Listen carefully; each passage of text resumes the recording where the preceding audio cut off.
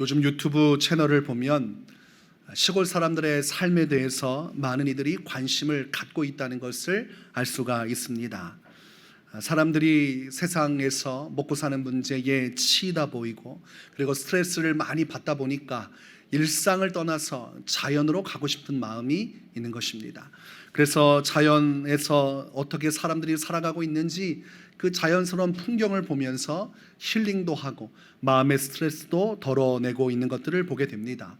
저도 가끔은 유튜브 채널에서 바닷가에서 이 소소한 고깃잡이를 하는 영상들, 그리고 고기를 잡아서 그것을 손질해서 맛있게 음식을 먹는 그런 내용들, 족대질도 하고 투망도 하고, 그렇게 자연 속에서 자유롭게 살아가는 사람들의 모습을 보면서 또 위안을 삼고 또 힐링을 하는 그런 시간들을 가질 때가 있습니다. 우리의 일상은 참으로 무거울 때가 많지요. 우리의 주변 환경 자체가 그렇고 또 열심히 살아가다 보면 지칠 때가 많습니다. 그럼 이 사람은 마음속에 자연으로 돌아가서 좀 쉬었으면 좋겠다. 그래서 남자들이 가장 좋아하는 프로그램이 무엇입니까? 모르시나 보죠? 나는 자연인이다. 네. 여러분 채널만 돌리면 다 그 프로그램이죠. 네. 볼 것도 없는데 넘기면 다 자연인 이야기만 투성입니다. 이 현대인들이 가지고 있는 엄청난 스트레스가 무엇인지를 보여주는 것이죠. 도심 속에 갇혀서 하루하루 먹고 사는 문제에 매여서 스트레스 받고 고민하고 근심하고 그리고 버텨내고 하다 보니까 다 내려놓고 나도 저 사람처럼 편하게 살았으면 좋겠다, 이런 생각을 갖는 것입니다. 남편은 남편으로서 또 아내는 아내로서 또 일상을 살아가는 것이 쉬운 것은 아니죠. 가정 경제를 위해서 또 가정의 화목을 위해서 각자의 자리에서 주어진 일을 감수해야만 하고, 그러다 보면 마음에 무거운 짐이 생길 때가 많습니다. 더군다나 코로나 바이러스 때문에 경제가 어려워졌고 또 그 가운데서 물가는 또 계속 올라가고 있습니다. 그러니 이 경제와 관련해서 물질에 대해서도 마음의 짐이 점점 더 무거워질 수밖에 없는 것입니다. 식당에 가보니까 물가가 옛날 같지 않은 것을 느낄 수가 있습니다. 아주 싼 곳은 6,000원짜리, 그러나 대부분 기본이 7,000원이고 조금 더 가격을 쓰면 8,000원, 9,000원, 심지어는 10,000원을 넘어서는 일반적인 식사 메뉴도 굉장히 많아졌습니다. 그래서 가끔씩 놀랄 때가 있어요. 아니, 어느새 이렇게 물가가 올라갔는가, 겁나서 이거 밥을 사 먹을 수 있겠는가, 이런 생각이 들 때가 있습니다. 가끔씩 이제 배달 어플을 통해서 음식을 시켜 먹어야 될 때가 있는데 그때도 보면 생각이 참 많아집니다. 왜 이렇게 비싸게 음식을 팔까? 더군다나 배달료도 왜 이렇게 높습니까? 아무리 싼 배달료를 찾으려고 해도 뭐 1,000원 하면 1,000원짜리 들어가면 기본 15,000원 이상을 사야 된다는 옵션이 붙어 있어서, 또 적은 금액으로 사려고 그러면 배달료가 3,000원, 4,000원인 거예요. 어떤 곳에 봤더니 배달료가 6,500원인 겁니다. 밥 한 끼 가격으로 충분한 배달료가 나가고 있으니 참 물가도 올라갔고 여러 가지 소비할 것들이 많구나, 그런 생각을 하게 됩니다. 한 번은 배달 어플에서 맛있는 음식을 제가 시켜 먹은 적이 있어요. 그래서 주변에 음식점이었기 때문에 찾아가 봤습니다. 그랬더니 배달 어플로 시켰던 것보다 똑같은 양을 더 싸게 파는 거예요. 3,000원 가량을 싸게 파는 걸 보고 제가 충격을 받았습니다. 이럴 거면 앞으로 배달로 시켜 먹기가 어렵겠구나. 아마도 그 식당도 이제 배달 어플에 나가는 로얄티가 있다 보니까 여러 가지 또 물가도 치솟는데, 그러니 식자재도 올라가지 않았겠습니까? 가격이. 그러니까 이거를 수익을 맞출 수가 없으니까 배달 나가는 것은 조금 비싸게 팔고 또 현장에서 하는 것은 더 싸게 파는 모습을 보여주는 것이죠. 그래서 저는 속았다 이런 느낌보다는 참 너도 나도 살기 어려운 시대구나. 맛있는 음식을 먹고 또 그것을 소비하려는 소비자도 그렇고, 그리고 그것을 판매하는 쪽도 서로 간에 힘겨운 시대를 우리가 살아가고 있다는 생각을 하게 되었습니다. 데살로니가 후서 3장 10절 말씀을 보면 누구든지 일하기 싫거든 먹지도 말게 하라, 이런 말씀이 기록되어 있습니다. 우리가 먹고 사려면 열심히 일하는 것은 당연한 것이고 그 안에서 하나님이 주신 것을 누리는 것은 아름다운 것입니다. 그러나 우리가 그렇게 열심히 살아도 우리의 삶에 어려움이 찾아오기 때문에 난감한 것입니다. 열심히 일하고 있음에도 불구하고 경제가 어려워지고 삶의 형편이 나아지지 않을 때, 그때 우리의 마음속에는 낙심이 찾아옵니다. 그럴 때 성경은 우리에게 예수 그리스도의 말씀을 전하여 주십니다. 마태복음 6장 26절에 공중의 새를 보라. 심지도 않고 거두지도 않고 창고에 모아들이지도 아니하되 너희 하늘 아버지께서 기르시나니 너희는 이것들보다 귀하지 아니하냐. 이런 말씀을 주십니다. 하늘에 날아다니는 저 새들, 아무것도 아닌 것처럼 날아가는 새들도 하나님께서 먹이시고 기르시고 있다는 말씀을 해 주신 것이지요. 새가 무엇을 심거나 거두거나 창고에 넣는 것 본 적이 있습니까? 새가 열심히 날아가지고 자기 창고에다가 필요한 것들 하나 둘씩 모아놨다가 겨울을 지내고 봄을 준비하고, 그래서 뭔가 넉넉하게 준비해서 그의 인생을 살아갑니까? 그렇지 않지요. 그저 살아가는데 어떻게 봐도 신기할 만큼 자연의 섭리는 아름답게 그렇게 이루어지고 있습니다. 저 한낱 미물과 같은 저 새도 하나님께서 다 먹이시는데, 너희를 사랑하시는 하나님께서 너희의 먹고 사는 문제 해결해 주시지 않겠느냐, 너의 형편을 돌아봐 주시지 않겠느냐. 그러니 예수님의 결론은 무엇입니까? 걱정하지 말아라. 너희는 저 새들보다 더 귀하니 하나님께서 너희의 인생을 다 책임져 주실 것을 믿고 살아가라. 이렇게 말씀을 주시는 것입니다.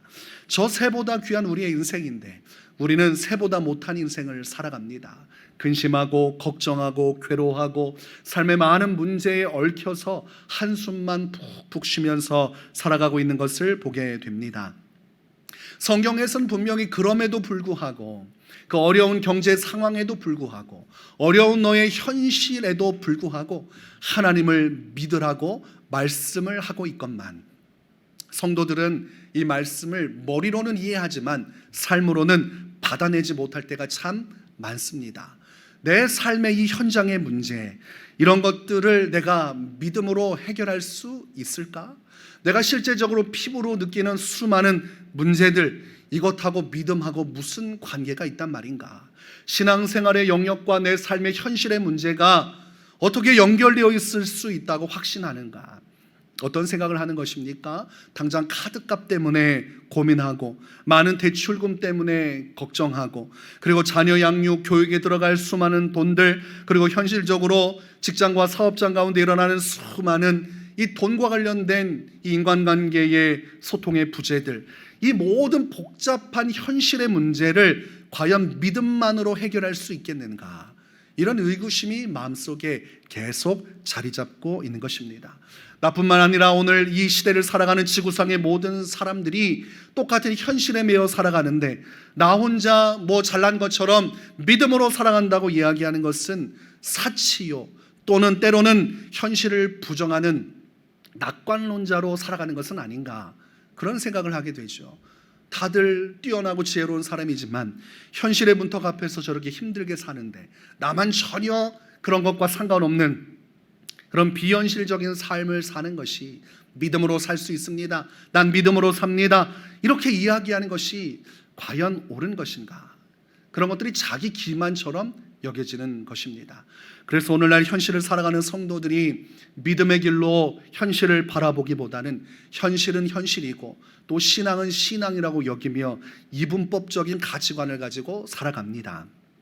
그러니까 종교는 종교고 삶은 삶이라고 여기는 이런 잘못된 결론이 마음속에 자리를 잡게 됩니다. 여러분, 그것이 마음속에 자리를 잡으면 반드시 열매를 맺게 되어 있습니다. 사람이 어떤 가치관을 갖게 되면 그 가치관에 따라 행동하게 되어 있습니다. 사람이 신념을 가지게 되면 그 신념에 따라 결단을 하게 되어 있는데, 내 일상의 어려운 현실의 문제와 하나님을 믿는 믿음의 문제가 전혀 다른 것이라고 여기게 되면 그때부터 신앙생활은 소극적이 되고 부차적인 것이 될 수밖에 없습니다. 현실의 어려움이 밀려올수록 하나님을 예배하고 하나님께 기도하고 하나님을 섬기는 경건의 인생은 저 멀리 날아가 버리게 되는 것입니다. 거센 현실의 바람이 폭풍우처럼 몰려오면 하나님을 향한 내 신앙의 중심도 저 멀리 그 바람을 따라 현실의 바람을 따라 저기 안 보이는 곳까지 날아가 버리고 나의 신앙의 삶의 중심의 것은 다 흐트러지고 오직 현실의 문제만 남게 되는 것입니다. 그럼 어떻게 됩니까? 예수님을 믿는다고 말은 하지만 세상적으로 살아가는 불신자들하고 하나 다를 바가 없는 현실에 매여 있는 그리스도인으로 살아가게 되지요. 그러면서 어떻게 됩니까? 세속적인 그리스도인으로 변질이 되는 것입니다. 일단은 먹고 사는 현실의 문제를 내가 해결해야 되기 때문에, 이 문제는 내가 어떻게든 해결해야 될 내 문제이기 때문에 다소 불법적인 면이 있더라도, 하나님의 말씀에 벗어났다 하더라도 그것을 멈출 수는 없는 것입니다. 현실은 현실이기에 현실에 맞춘 삶을 살아야 한다고 스스로를 위로하면서 하나님의 말씀과 멀어지는 세상 사람들의 가치관과 똑같은 삶을 살아갑니다. 그러면서도 깨닫지를 못하죠. 어떤 말씀이 마음에 부딪히면 스스로 이야기합니다. 어쩔 수 없었어. 먹고 사는 문제, 이 문제 누구도 해결해 줄 수 없는데 누구라도 나 같은 상황에 처했으면 그렇게 행동했을 거야. 그래서 나의 중심과 나의 가치관, 나의 현실이 나의 삶의 모든 것이 되어서 신앙을 따라, 말씀을 따라, 하나님의 뜻을 따라 살아가는 삶은 점점 더 멀어지게 되는 것입니다. 마태복음 13장 22절에서 예수님은 이런 말씀을 주십니다. 가시떨기에 뿌려졌다는 것은 말씀을 들으나 세상의 염려와 재물의 유혹에 말씀이 막혀 결실하지 못하는 자요, 이렇게 말씀하셨습니다. 예수님은 씨 뿌리는 비유를 통해서 성도들이 각자마다 다른 인생을 살아갈 수 있음을 미리 예고해 주셨습니다. 복음이 심기어지고 복음의 생명의 씨앗이 각 사람의 심령에 떨어져도 저마다 다른 반응을 보이게 될 터인데, 가시떨기에 뿌려진 이 심령, 그 인생의 삶을 주님은 어떻게 말씀하셨습니까? 결실하지 못하게 되리라. 그 결실하지 못하게 되는 이유가 가시떨기 때문이라고 말씀합니다. 가시떨기가 씨앗을 막아버리니까 씨앗이 성장해서 뿌리를 내리고 올라가려고 해도 가시떨기에 막혀서 햇볕을 보고 더 성장하는 길로 가지 못하고 결국은 그 씨앗은 줄기를 내다가 말라 죽어버리게 되는 것인데, 이 가시떨기가 무엇이냐면 성경 말씀은 세상의 염려와 재물의 유혹이라고 이야기합니다.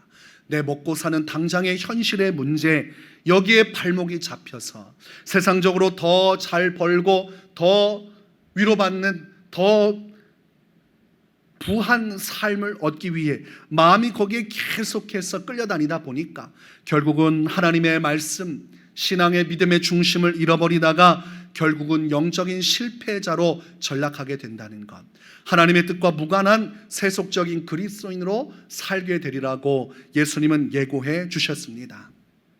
내 현실의 문제와 내 믿음을 연결시켜 바라보지 않으면 결국은 신앙은 변질되게 돼 있고 현실에 잡아먹혀 버리게 돼 있습니다.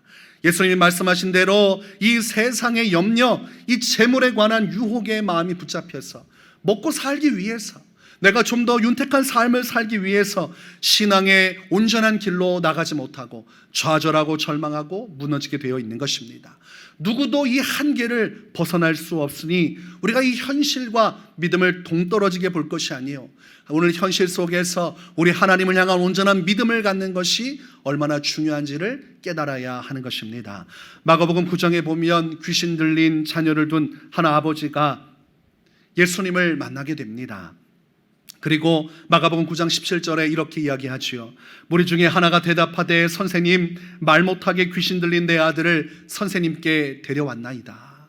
지금 자신의 자녀가 귀신이 들려서 말을 못하게 되었는데 이 아이의 상태는 굉장히 심각합니다. 아주 어린 시절부터 귀신이 이 아이를 거꾸러뜨리고 넘어지고 어떻게든 끌고 가서 죽이려고 하고 있는 일들이 계속되어 왔습니다.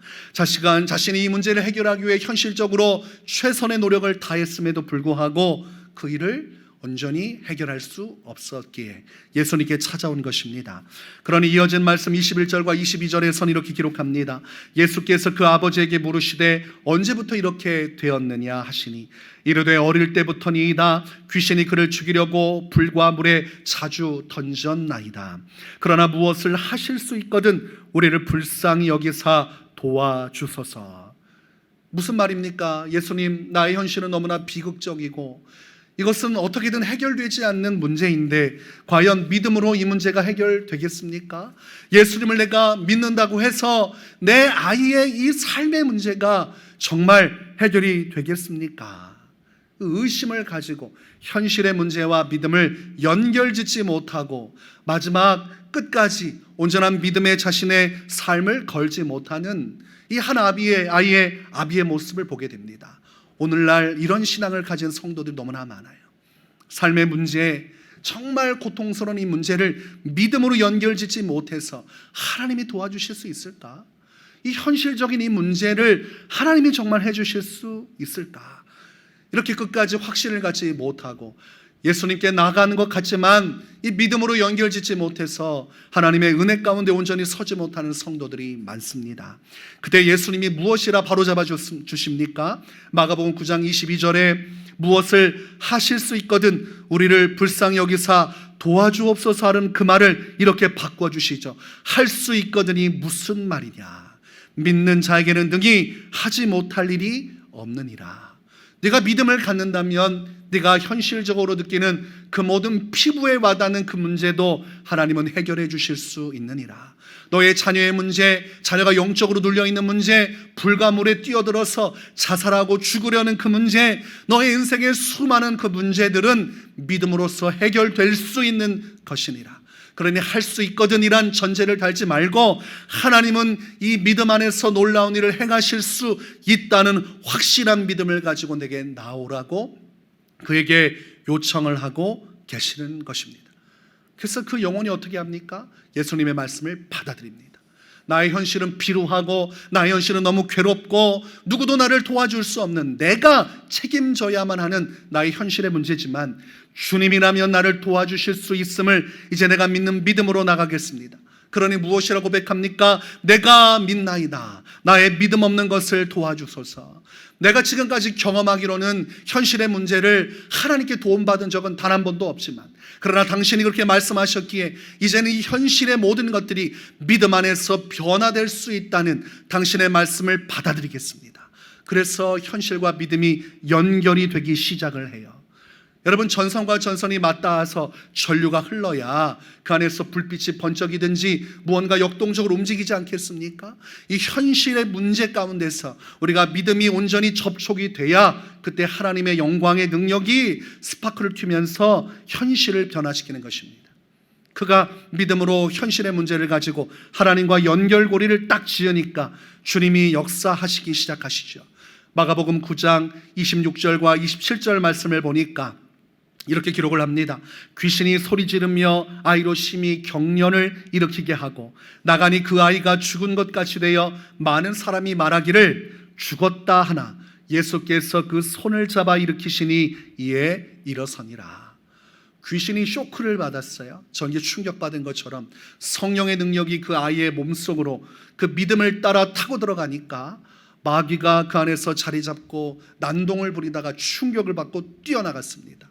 팍 하고 전기가 튀면 무언가 확 하고 온몸이 떨어져 나가듯이 마귀가 그 안에 있다가 성령의 불이 번쩍하고 빛나니까 후다닥 하고 도망가 버렸습니다. 그리고 그 안에 육신을 장악하고 있던 마귀가 떠나가니까 갈 길 잃은 육신이 떨어져 내렸어요.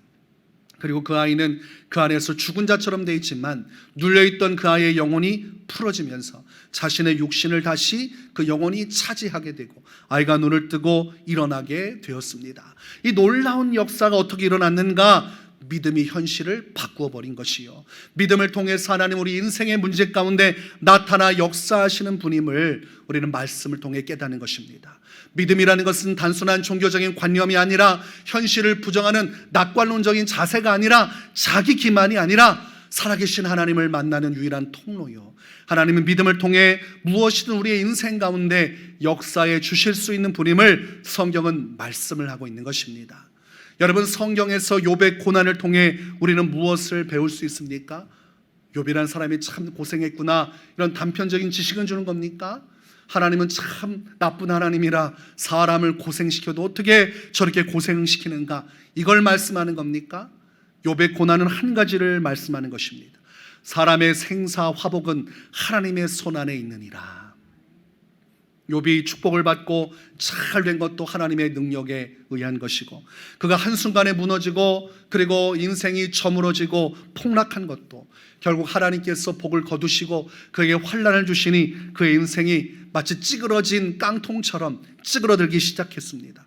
욥이 아무리 노력하고 울부짖고 현실을 부정하고 자기 마음의 결단을 가지고 어떻게든 이 문제를 해결하고 싶어도 욥으로서는 해결할 수 없는 현실을 보여주신 것입니다.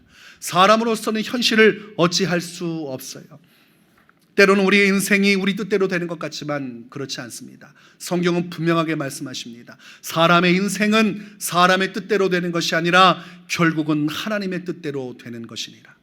오늘날 우리에게 욥의 인생을 통해서 하나님은 축복과 저주, 하나님의 은혜와 그 구원과 심판이 오직 전능하신 하나님의 손안에 있음을 말씀하는 것이요, 우리가 살아가는 현세적인 모든 삶의 현재의 인생도 모두 주님의 주권 안에 놓여져 있다고 말씀을 하고 있는 것입니다. 이것은 진리인데, 진리를 알면 사람은 그 안에서 자유함을 얻습니다. 인생이란 것이 세상의 운에 있는 것이 아니라, 인생이란 것이 다른 타인 나의 직장의 상사에게 있는 것이 아니라, 인생이라는 것이 나의 아내나 나의 자녀에게 달린 것이 아니라, 오직 내 자신에게 달려있는 것이 아니라 전능하신 하나님의 손에 달려있다는 진리를 받아들이게 되면 그 안에서 사람은 오히려 마음의 위안을 받습니다. 그러면 나는 이 현실 속에서 한 가지만 잘하면 되겠구나, 하나님만을 믿으면 되는구나, 하나님만을 경외하면 되겠구나. 그래서 솔로몬이 무엇이라 말합니까? 참된 지혜는 무엇입니까? 하나님을 경외하는 것. 내가 살아있을 때, 내가 젊을 때에 네가 가지고 있는 가장 큰 지혜는 하나님을 섬기는 것이니라. 하나님 모든 것을 주장하시고 판단하실 그 하나님만을 네가 기억할 수 있다면 너의 인생은 참으로 지혜로운 인생이라고 솔로몬은 말씀해 주고 있는 것입니다. 오늘 2022년도에 우리의 피부로 와닿는 삶의 모든 문제들, 특별히 우리가 먹고 사는 삶의 모든 문제들, 그 모든 것 때문에 짊어지고 있는 많은 스트레스가 있고 고민이 있고 근심이 있다는 것을 하나님은 누구보다 잘 알고 계십니다. 그럴 때 주님이 우리에게 원하시는 것은 우리 인생 가운데 역사하기를 원하시는 것이요, 하나님 우리의 인생에 일용할 양식을 주시고자 하시는 분이심을 성경은 분명하게 말씀합니다.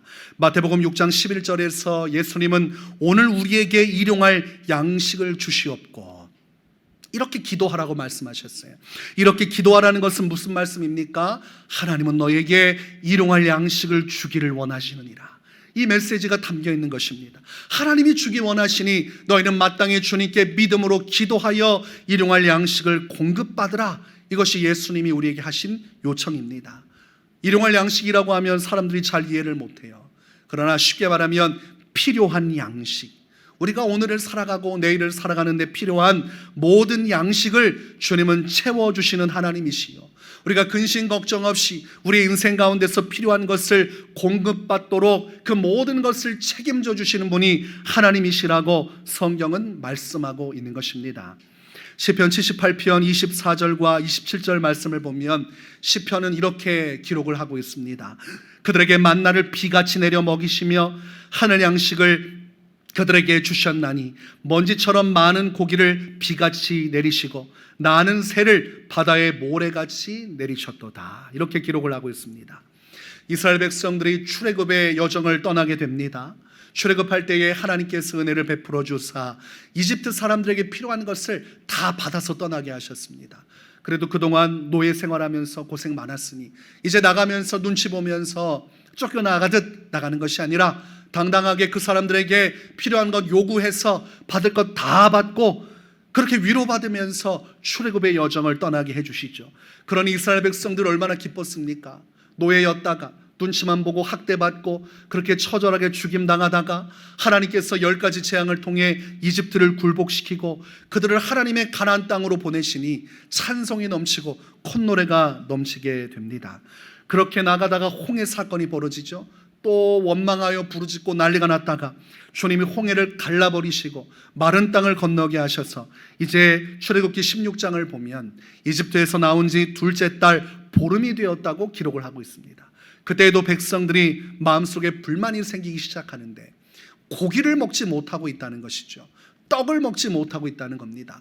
그래도 이집트에 있을 때는 고기 까마에서 고기도 마음껏 먹고 그리고 떡도 실컷 먹었는데 이 광야에서 우리가 먹을 것이 어디 있습니까? 우리가 이집트에서 나올 때 챙긴 것들 이제 다 떨어져 가지고 이렇게 굶주리고 있는데 모세는 뭘 하고 있고 아론은 뭘 하고 있고 하나님은 지금 우리 먹고 사는 문제 왜 책임져 주시지 않고 우리를 고생하게 만드십니까? 그들이 원망하기 시작해요. 여러분, 광야에서 고기를 어떻게 먹습니까? 광야에서 떡을 어떻게 먹습니까? 광야는 모래만 있는 곳인데 아니 어디에서 할 겁니까? 그러다가 지나가다가 우연히 짐승을 잡았어도 여러분 60만 명, 장정만 60만 명이 출애굽했는데 아니 그거 몇십 마리 잡아가지고 60만 명이 어떻게 먹습니까? 도저히 식량을 해결할 수 없지요. 그러나 하나님은 그들이 괴로워하는 것을 보시고 구원의 은혜를 베풀어 주십니다. 출애굽기 16장 13절을 보니까 저녁에는 메추라기가 와서 질에 덮이고 아침에는 이슬이 진 주위에 있더니라고 기록을 합니다. 하나님께서 수많은 메추라기 떼를 진에 가득 넘치도록 떨어뜨려 그들 가운데 양식으로 주시고 그리고 성경에서는 만나라고 하지요. 여기 성경에서는 이슬이 진주에 있다 이렇게 말하는데 하나님께서 그들이 마음껏 먹을 수 있는 쌀과 같은 쌀과자와 같은 만나를 마음껏 주셔서 그들이 그것을 다 걷어서 마음껏 식량을 삼도록 해 주십니다. 여러분, 하나님은 광야에서도 60만 명 넘는 사람들을 먹이신 분이십니다. 아무것도 없는 그 황량한 곳에서 기적의 손길로 그들에게 필요한 양식, 일용할 양식을 주신 분이십니다. 그렇다면 오늘날 예수 그리스도를 통해서 구속받은 하나님의 백성들, 그래도 여러분 광야보다는 더 나은 인생 살고 있지 않습니까? 아무것도 없는 인생이 아니라 그래도 먹고 살 수 있는 여건이 있는 이 시대 속에서 하나님이 우리의 먹고 사는 문제를 필요한 양식을 책임져 주시지 않겠습니까? 그런데 왜 이 현실의 문제를 가지고 왜 하나님을 온전히 인정하지 못하고 하나님께 대한 믿음으로 살지 못하고 왜 내 힘과 내 능력으로 이 현실을 헤쳐나가려고 고생하다가 결국은 아무것도 얻지 못한 채 현실적으로도 어렵고 신앙은 신앙대로 다 무너지고 아무것도 갖지 못한 빈털터리 신세의 길, 아버지를 떠나 고생 아주 어려운 고생 다한 탕자의 길로 나아가려고 하는 것입니까? 오늘 본문에서 하박국 선지자는 믿음을 가지고 구원의 하나님을 바라보겠노라고 결단을 합니다. 가진 것 하나 없고 삶은 여전히 어려울지라도 그래도 나는 그 상황 속에서도 구원의 하나님을 바라보겠노라. 사람들이 내게 손가락질하고 야, 너 그렇게 해서 먹고 살 수 있겠느냐? 너 가진 거 다 잃어버리고 그렇게 어려운 현실을 어떻게 살겠느냐? 그렇게 내 현실을 비운다 할지라도 나는 이 현실을 넘어서는 구원을 베푸신 하나님만 바라보면서 그렇게 믿음으로 살겠습니다. 그렇게 고백을 하고 있는 것이죠. 본문에서 하박국 선지자는 이렇게 고백합니다.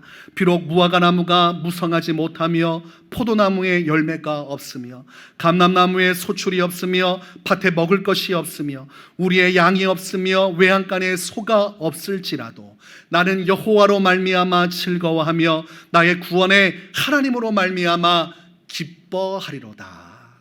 여러분, 이 말씀을 우리가 받는다면 우리는 오늘날 현실의 문제에서 자유함을 얻게 됩니다.